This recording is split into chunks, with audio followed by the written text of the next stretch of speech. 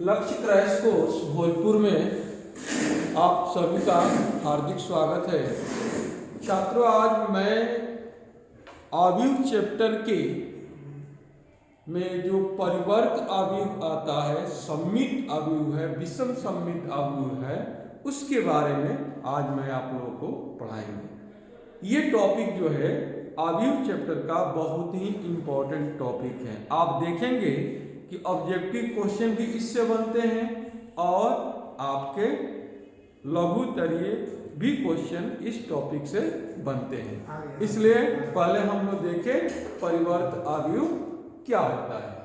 परिवर्त जैसा कि नाम से ही स्पष्ट है, परिवर्त मीन्स परिवर्तन कर देना। क्या परिवर्तन करना है?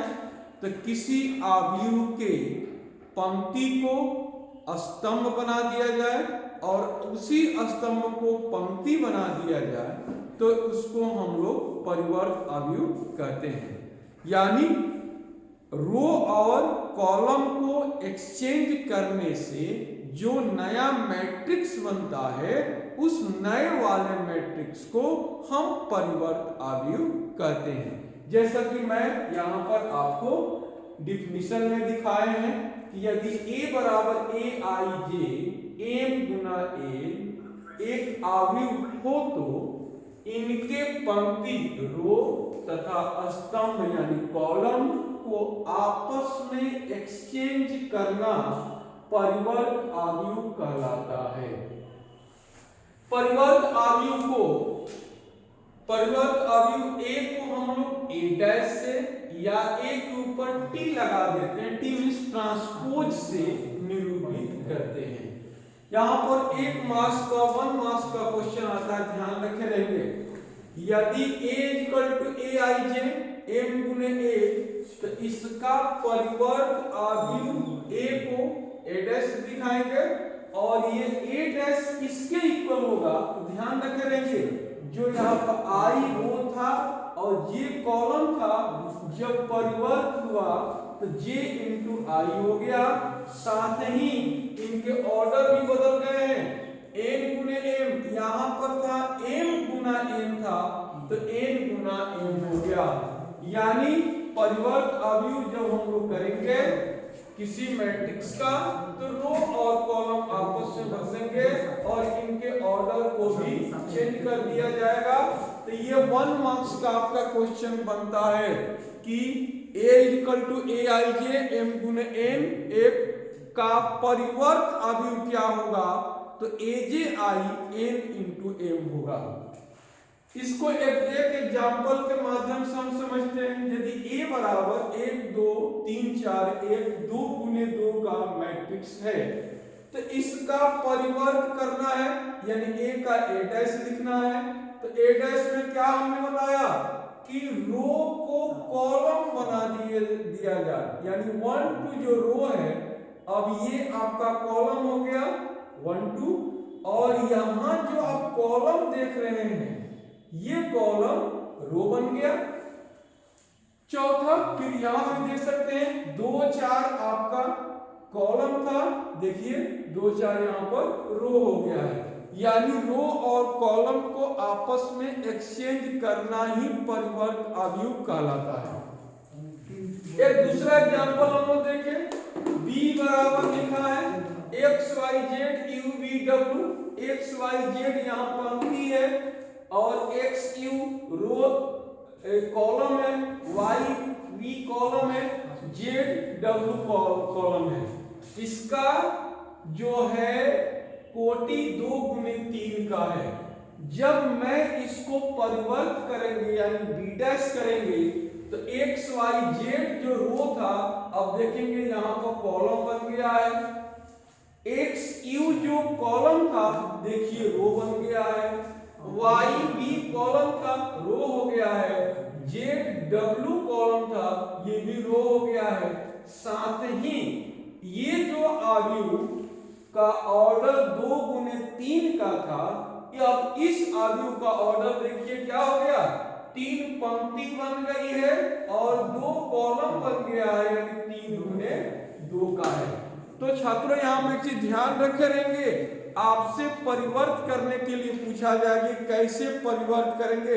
पिछले साल एक क्वेश्चन आया था कि सिद्ध कीजिए कि यदि b बराबर xyz और u v w है तो b डैश का डैश यानी परिवर्त का परिवर्त क्या होगा।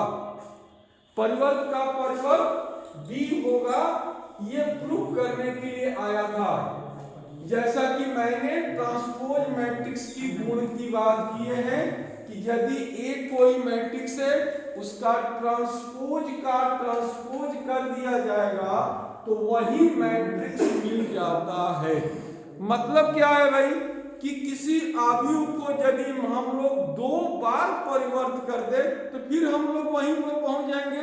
जैसे निगेटिव का निगेटिव आपका पॉजिटिव हो जाता है, उसी तरह से यहां पर भी हम यहां पर b को एक बार परिवर्त किया तो ये मिला, और अगली बार b डैश का जब परिवर्त कर देंगे तो जो x y z आप कॉलम देख रहे हैं ये रो हो जाएगा, और x q जो रो है ये कॉलम बन जाएगा।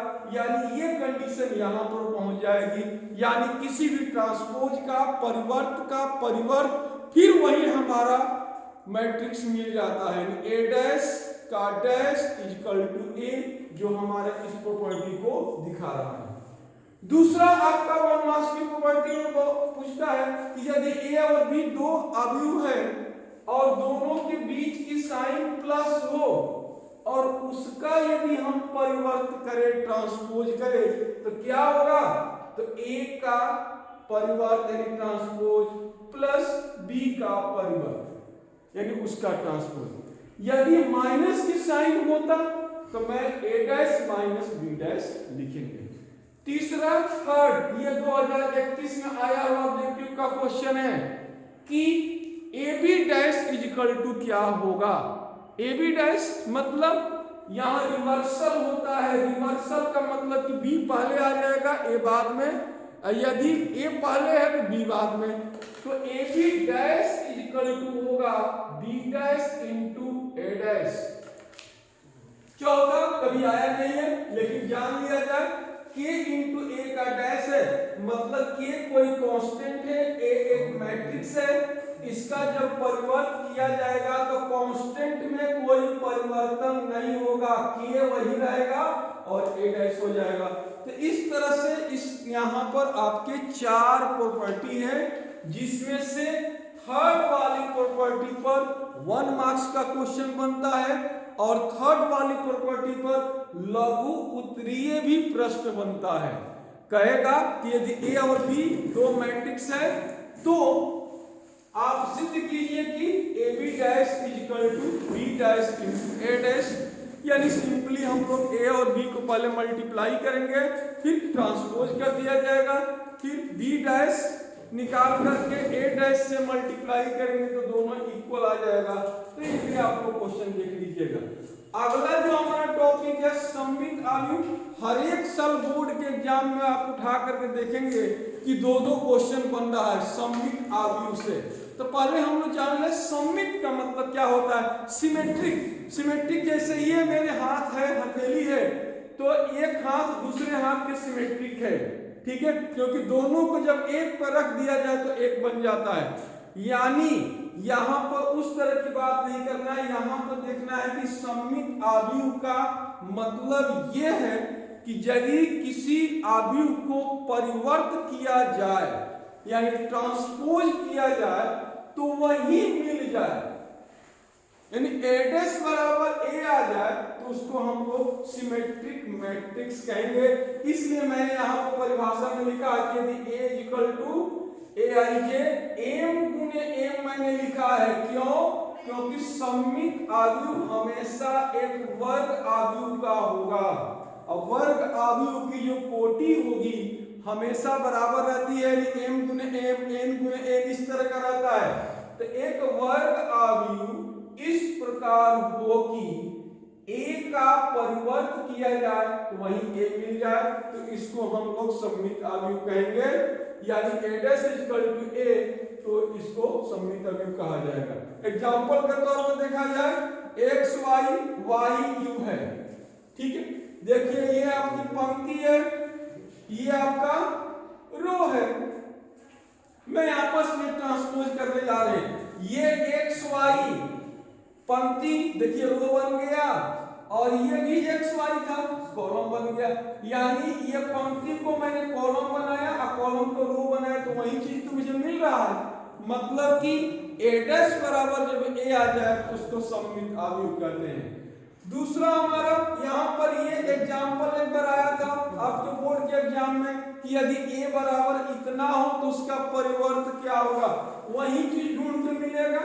देखिएगा b को हम लोग जब b डैश कर रहे हैं तो क्या मिल रहा है, HBF,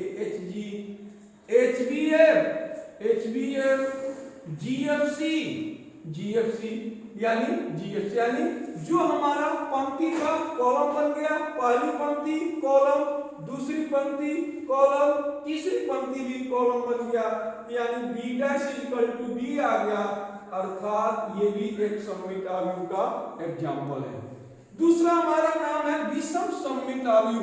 विषम का मतलब कि माइनस आ जाए, यानी ट्रांसपोज तो आप करोगे तो पहले वाले के ट्रांसपोज में a डैश करने पर वही मैट्रिक्स मिलता था, लेकिन विषम सममित अवयव जब आप करोगे तो माइनस आ जाएगा।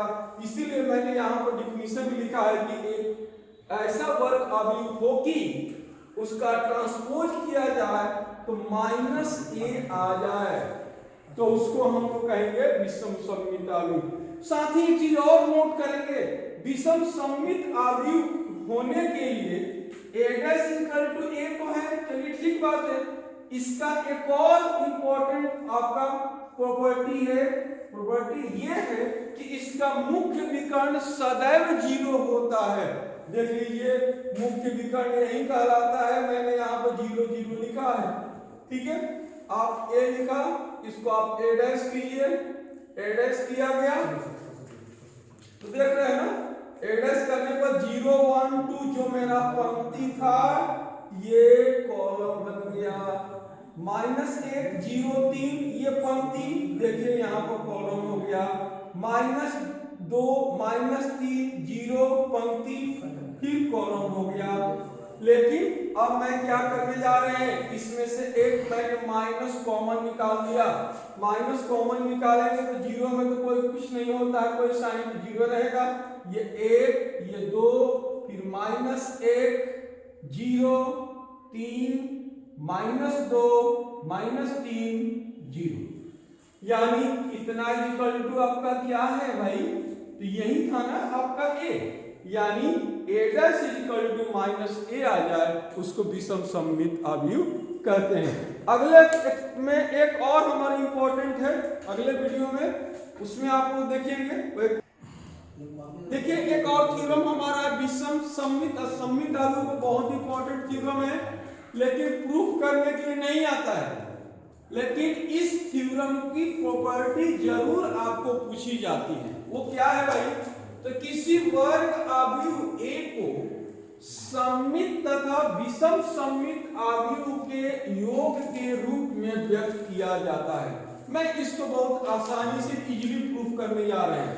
यदि मान लिया कि एक वर्ग अवयव a है तो इस a में 2 से गुणा करके 2 से भाग दे दिया तो बात बराबर हो गई, कोई दिक्कत नहीं। अब देखिए मैंने क्या किया, 1/2 बाहर रखा, ये वही a है, a और a जो 2a हुआ था उसको मैंने अलग किया, इसमें प्लस a डैश कर दिया और माइनस a डैश कर दिया। तो इस तरह से हमें दो अलग अलग अवयव मिल गए, 1/2 a plus a dash plus 1/2 a minus a dash. जो प्लस वाला है वो सममित अवयव होगा, जो माइनस वाला है a माइनस a डैश वो विषम सममित अवयव होगा। कैसे होगा इस चीज को हम लोग देख लेते हैं। सममित और विषम सममित अवयव चेक करने का तरीका एक ही है कि उसका ट्रांसपोज कर दिया जाए, और ट्रांसपोज करने पर वही चीज मिल गया तो सममित होगा। यदि माइनस में वही चीज मिल रहा है तो विषम सममित। जैसे मैंने a प्लस a डैश का ट्रांसपोज करेंगे तो प्रॉपर्टी से a dash plus a dash का डैश ए डैश का डैश ए होता है, यानी ए डैश प्लस ए। जैसा कि आपको मालूम है सममित अवयवों का योग क्रम विनिमय नियम का पालन करता है, तो ए प्लस ए डैश इसको लिख सकते हैं। इसी तरह से ए माइनस ए डैश को यदि आप परिवर्त करोगे तो a dash minus a dash का dash equal to a dash minus a. अब इसमें से मैं माइनस कॉमन निकाल दे तो ए माइनस ए डैश, यानी ए माइनस ए डैश विषम सममित होगा और ए प्लस ए डैश एक सम सममित होगा, यानी सममित अवयव होगा पहला वाला 1/2 ए प्लस ए डैश, विषम सममित होगा ए माइनस ए डैश। यहां पर थोड़ा सा रुका जाए, आपको बोला जाएगा कि एक वर्ग अवयव ये है, उसका सममित अवयव क्या होगा। बहुत आसान काम है सममित अवयव उसका निकालना। क्या किया जाएगा, तो a का a डैश कीजिए, फिर दोनों को ऐड कर दो। ऐड करने पर जो आपको a प्लस a डैश मिलेगा वो सममित होगा, अब माइनस कर दोगे तो विषम सममित होगा। जैसा कि मैंने एक एग्जांपल में इस प्रश्न में मैं आपको दिखाया है, यदि a बराबर 1 2 3 4 5 6 7 8 9 हो तो सममित तथा विषम सममित अवयव ज्ञात करें। ठीक है, ए का मैंने ये लिखा, ए डैश किया, ए डैश ध्यान से देखेंगे 1 2 3 पंक्ति था, मैंने इसको रो बना दिया, 4 5 6 पंक्ति था, कॉलम बना दिया, 7 8 9 पंक्ति था, कॉलम बना दिया, ए डैश हो गया। अब मैं क्या करेंगे भाई, ए प्लस ए डैश दोनों को ऐड किया, ऐड करने पर हमें ये मिला। ये मिलने पर आप देख रहे हो ना जी कि 2 6 10 2 6 10 6 10 14 6 10 14 10 14 18 10 14 18, यानी आपस में पंक्ति और रो खुद ही एक्सचेंज है, यानी ये सममित अवयव का एग्जांपल हो गया। यदि विषम सममित निकालना है तो ए में से ए डैश को माइनस कर दिया जाए। देख लीजिए माइनस करने पर हमें क्या मिल गया, 0 -2 -4 2 0 -2 4 2 0।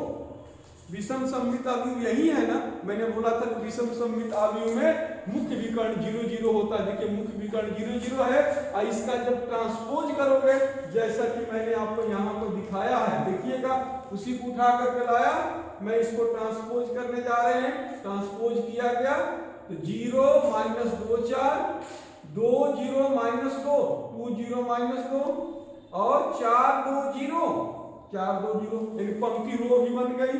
मैं इसमें से माइनस कॉमन निकाल दिया, तो माइनस जैसे ही इसमें से कॉमन निकालेंगे 0 -2 -4 ये हो गया।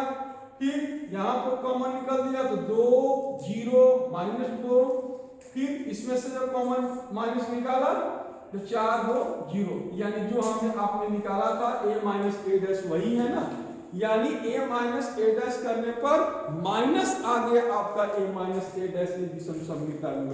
अब इन दोनों को यदि आप एक बार जोड़ लो, अपने पहले वाले थ्योरम को यदि वेरीफाई करना चाहते कि दोनों का योग आपका वर्ग अवयव के बराबर होगा, देखिए सममित और विषम सममित अवयव को दोनों को जब मैंने जोड़ दिया तो मेरा वही आ जाएगा 1 2 3 4 5 6, ये जो आपका आएगा। मैंने जोड़ा तो आपको देखिए 1 2 3 4 5 6 7 8 9, यानी ए आ गया। तो इसमें हम 2 क्वेश्चन आपको कर दिए हैं, सममित और विषम सममित अवयव कैसे निकालेंगे ये हो गया, और किसी वर्ग अवयव को सममित और विषम सममित अवयव के योग के बराबर कहते हैं, तो वो भी चीज मुझे यहाँ से प्रूफ हो रहा है। इसके अलावा हम लोग यहाँ पर एक छोटा सा ऑब्जेक्टिव टाइप के क्वेश्चन की बात करेंगे। a प्लस ए डैश सममित a माइनस ए डैश विषम सममित अवयव। यदि a और b एक सममित अवयव हो तथा ab बराबर ba हो तो ab हमेशा सममित अवयव होगा, याद रखे रहेंगे। a तथा b एक सममित अवयव हो और ab माइनस ba ऑलवेज हमेशा जहां माइनस आएगा विषम सममित अवयव होगा। तो इस तरह के आपके क्वेश्चन होता है। तो ये हमारा आपके विषम सममित और सममित से रिलेटेड एक वीडियो था। नेक्स्ट वीडियो में आपको इनवर्स और एडजॉइंट की बात किया जाएगा।